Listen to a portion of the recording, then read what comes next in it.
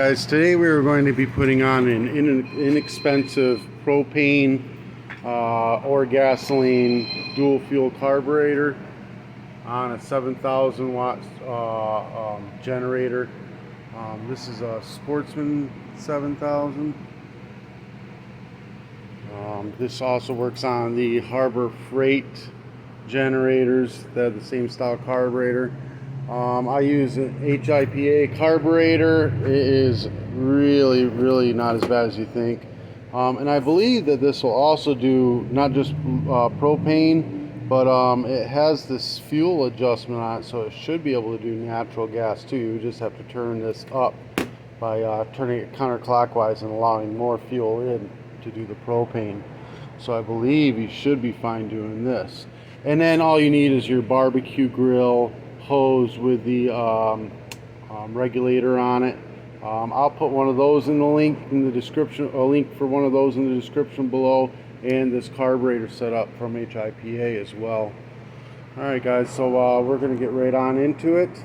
We're just going to take off this air filter cover.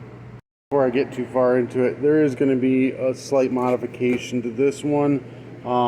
This doesn't have the electric fuel shut off, so I'm going to have to pull this off, clip the pin off, and put it back together. Other than that, if it had the electric fuel shut off on it, you would just leave it and plug it in normally. I had this open for a while in a box. I must have lost a little screw. It comes with the gaskets. There's a little screw that holds this choke arm down. I'm going to just take that off the old one as well, so that we got so we have it. Okay, let me get set up.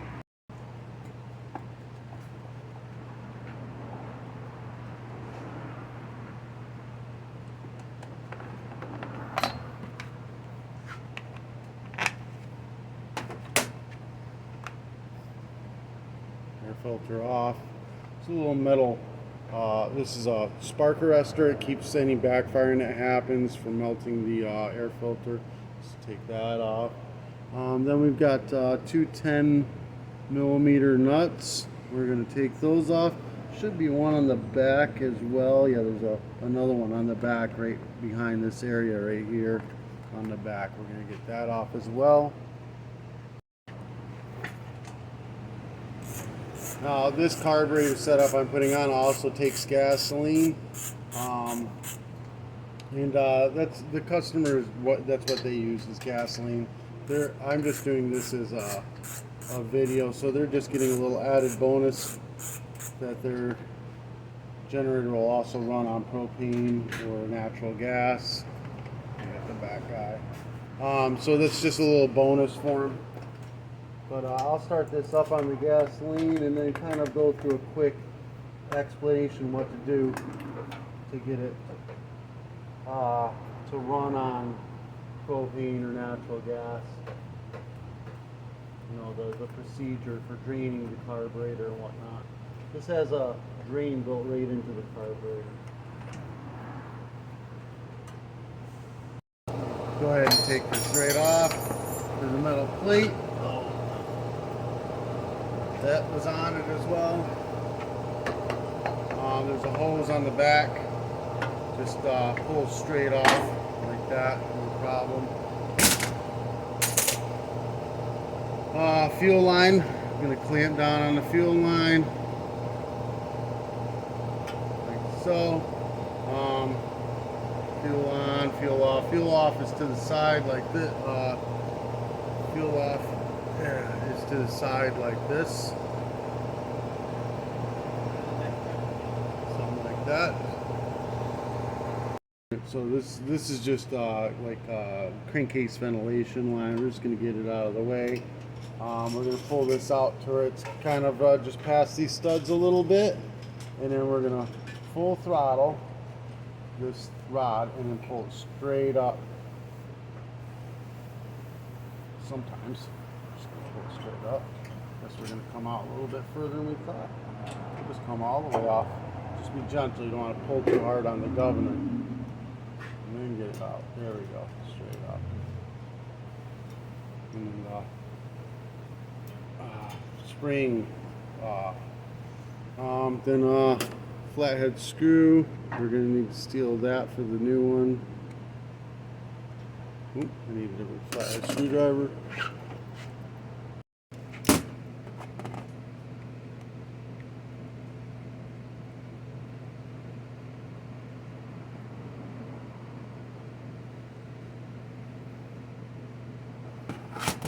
Take it off. Stick it in the new one. Screw it down.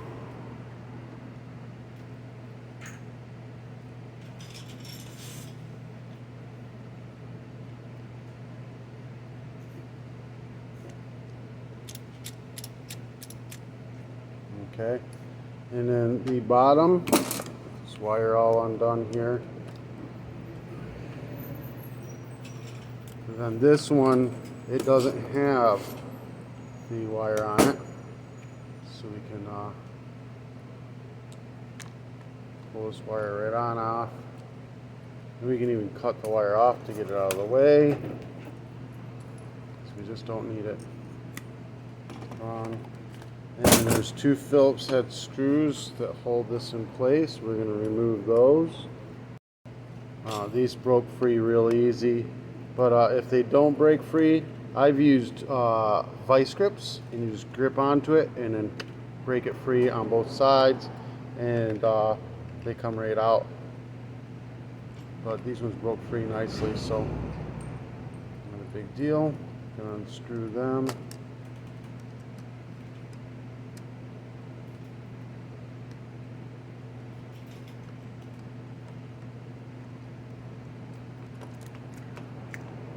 I'm going to get this out of here, like so. And then this tip is the deal. We are going to just cut that off.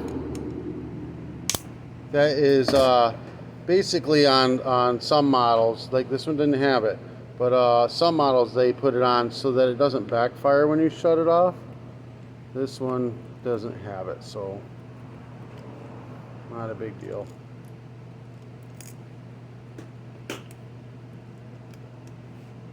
Then we're going to go ahead and screw that back down.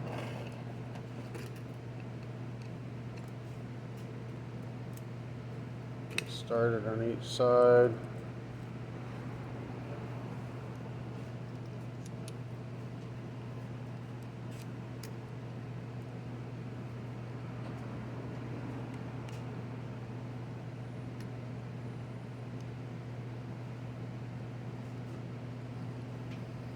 A little bit extra work, but this kit is so inexpensive, it's worth doing.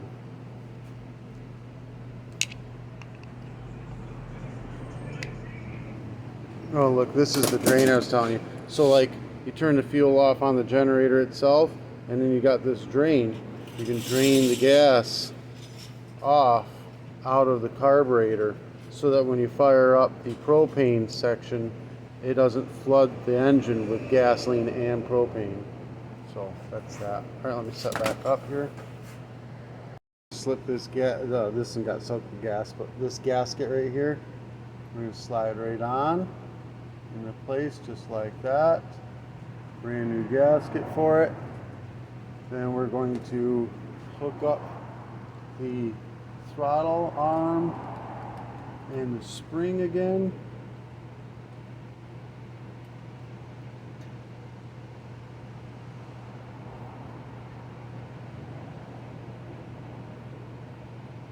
Spring just goes in that little hole. Seems easier than it is. Here, I'll just do the spring first since it's being a pain. Do the spring first. And then the throttle arm goes right in there.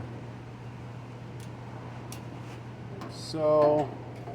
The carburetor very gently. Do not over pull that governor. Very gently set it back in place like so. There's a little rubber cap on the fuel line. I'm going to pull that off. Just went back over here between the choke and the throttle. Fuel line gets plugged on. And now is a good time to turn the fuel on, which is up here. Turn it on, and we can make sure that this carburetor is not leaking. It's leaking out the bottom because the fuel drain is open. Fuel drain is closed. Now it's not leaking out of it at all. Just like that. Very nice. All right, so choke is working. Looks like we're doing good so far. We got another gasket to put on. It's going to look like this one. It's going to go right here, like this. Make sure our clamp is good and tight on this gas here. Now we're going to go ahead and put our air filter assembly back on. It's got this rubber tube right here that goes on. We got the tube that goes on the back. We plug it in real quick, get it lined up, put this back on. So,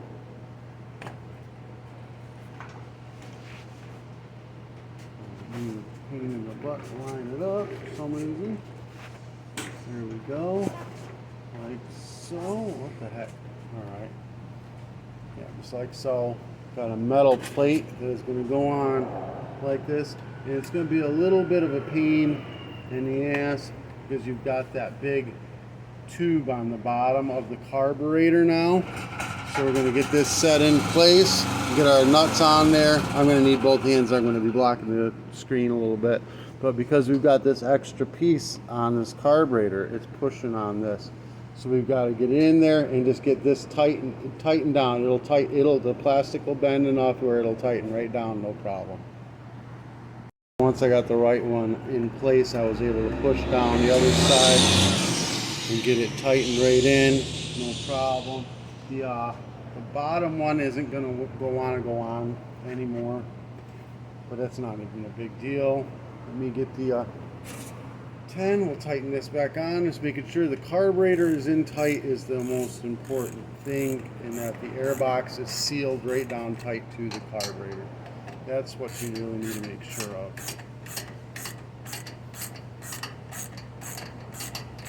And it is. It's going right on there, no problem at all. Tightening right down. And no issue at all. It is going to be a very tight fit to get the air filter assembly back on, but we're going to do it. All right, let's get the spark arrestor back on it. Which way did you go with this? Yeah.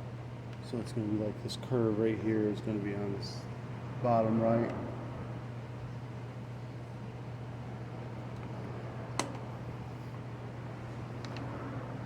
A little bit warped, so it's going to be good trouble lining it up. But it lines up. Air filter in place like so, and then again we got to get these top ones in. It's going to be a pain. Might even be easier if you were to carve it out a little bit on the bottom corner of this cover. Just carve this back piece out a little bit. I'm probably not going to do that because I'm pretty sure I can force it in there.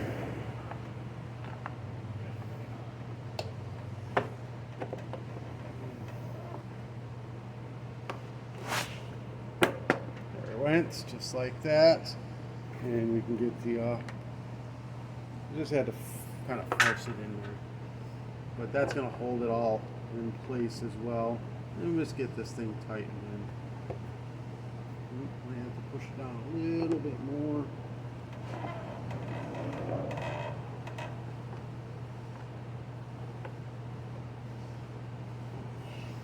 Just blocking everything. So I ended up having to cut the corner out of this. And let me just show you that that's not going to hurt anyways. I'm going to take it back off. Show you what I cut. See, the air filter is up top here, it breathes in through this area anyways down bottom here. So me taking out this little corner here just makes it where I can line it all back up and put it in. For you guys out there that say, I just get the $200 kit. The $200 kit puts a spacer on the outside of your carburetor, or you can put it behind the carburetor even. That has all this hooked up. So it pushes the whole carburetor out anyways, which makes you need to cut the frame to be able to do it. And we don't want to have to do that. This one, at least, it's just the bottoms that's pushed out, and we can just do some trimming and stuff on it. And it's 30 bucks, so way better. All right, so we got fuel on. Let's close this up, turn the switch on real quick, and we'll see if this thing runs. So we're gonna put it full choke. We're gonna turn the key on.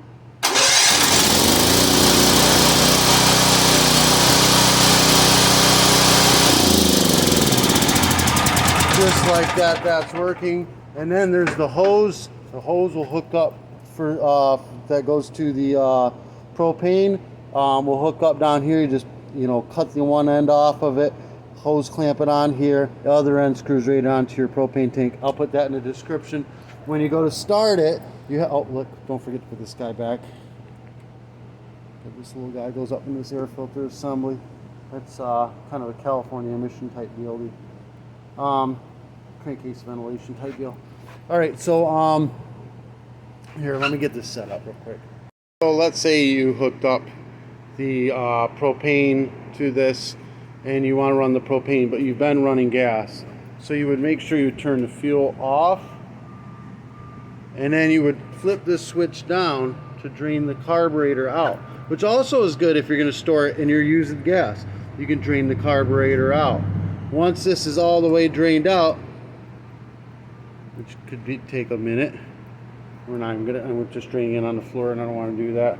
But once that drains all the way out, then you hit this and you push it, like hold it for a couple seconds, let go, push it, hold it for a couple seconds, let it go. That just primed the whole system. Your propane tank's on and all that. That just let propane all the way up into your system, where you can start this up and run it on propane. Now you would adjust this for your first time of using it to make sure that it's not too rich or lean. So you would kind of turn it in till it tries to cut out and then come back out a little bit, and then you'd full power, like hook your stuff up. And if it bogs out, you would just turn it counterclockwise a little more to where it doesn't shut off when it gets that surge of power. And then that's set. Then you never have to touch it again. Pretty well set already for propane. Natural gas, you need more volume, so you would turn that up probably a whole full turn even, but you would do it a little at a time until you got it to exactly where it was, and then if that's what you're using, you would leave it after that. I have a whole video as well on using these. I did the same conversion on a Honda over there.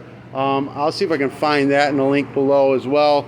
And put it, or find that in my channel, and I'll put that in a link in the description below as well. If you have any questions, just message me. I'll be more than happy to answer them for you. This helped you out in any way, shape, or form, give me a thumbs up. Hit that subscribe button. Peace.